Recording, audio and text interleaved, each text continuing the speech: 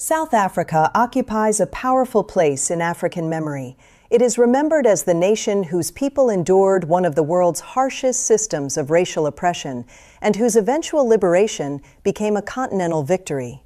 The fall of apartheid in 1994 was not only a South African achievement, it was celebrated across Africa as proof that injustice, however entrenched, could be defeated. Yet decades after that victory, a contradiction continues to trouble many Africans: the repeated xenophobic attacks against fellow Africans living and working in South Africa.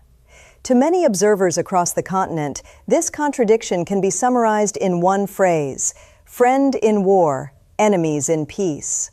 Before democracy, Black South Africans faced a system built on white minority domination.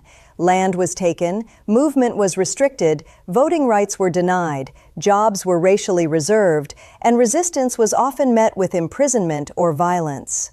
Apartheid was not an ordinary political dispute. It was a legal structure of exclusion backed by state force. During that struggle, South Africa did not stand alone. African countries made sacrifices to support liberation movements. Zambia hosted exiled leaders. Tanzania opened training and diplomatic space. Angola and Mozambique became strategic fronts. Zimbabwe joined regional resistance efforts after independence. Botswana, Lesotho, and Eswatini provided roots, shelter, and support despite economic vulnerability. Nigeria played one of the strongest roles. It funded anti-apartheid causes, backed sanctions, granted scholarships, and used diplomatic pressure in support of majority rule. Across the continent, many ordinary Africans saw the South African struggle as their own struggle. That history matters because it demonstrates that African solidarity was not symbolic. It involved money, security risks, diplomatic cost, and long-term commitment.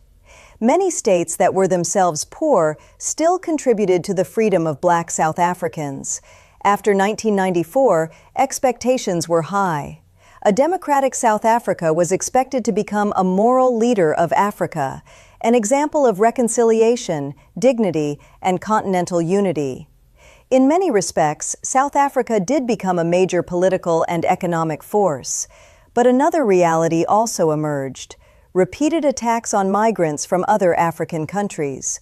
Over the years, Nigerians, Zimbabweans, Mozambicans, Somalis, Ethiopians, Ghanaians, Congolese, and others have faced harassment, looting, beatings, displacement, and in some cases, death during xenophobic unrest. Businesses owned by African migrants have been burned or destroyed. Public rhetoric blaming foreigners for crime, unemployment, drugs, and pressure on services has intensified during periods of economic stress. These events have deeply damaged South Africa's standing across the continent.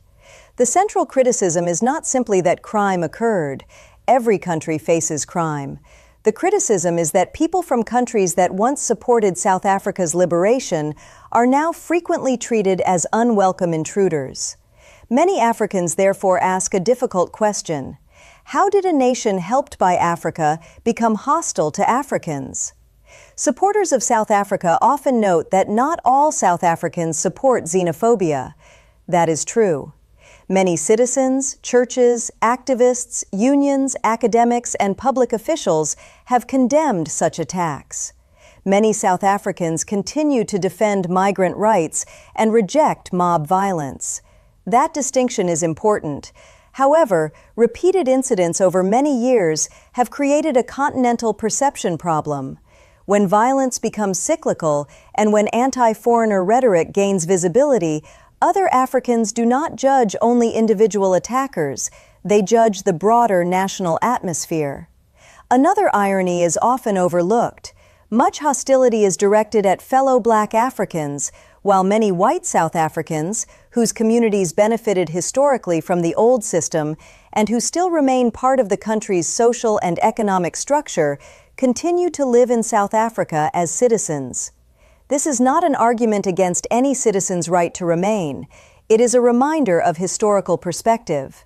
South Africa's deepest unresolved problems, inequality, unemployment, land imbalance, poverty, service delivery failures, crime, and elite corruption were not created by Nigerian traders, Zimbabwean workers, Ghanaian artisans, or Somali shopkeepers. Redirecting anger toward migrants risks targeting symptoms while leaving structural causes untouched. That is why some Africans now describe the situation as hypocrisy. In the years of struggle, Africa stood with Black South Africans against exclusion. In the years of peace, some Black South Africans have excluded fellow Africans. The diplomatic damage is real.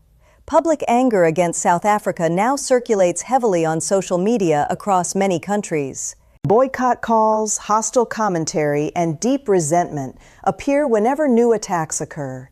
Trust has weakened. Whether that online hostility becomes wider real-world tension depends on future choices. If xenophobic violence continues, political and social consequences could grow. If it ends and genuine continental reconciliation is pursued, relations can recover. South Africa remains too important to Africa to be reduced to this contradiction. It has the institutions, history, and moral legacy to choose a better path. But memory cannot be selective. South Africans should not forget that when they were under siege, Africa stood beside them. They should not forget that those now called foreigners were once allies in a common struggle. And they should not forget that peace built on forgetting solidarity can quickly become isolation.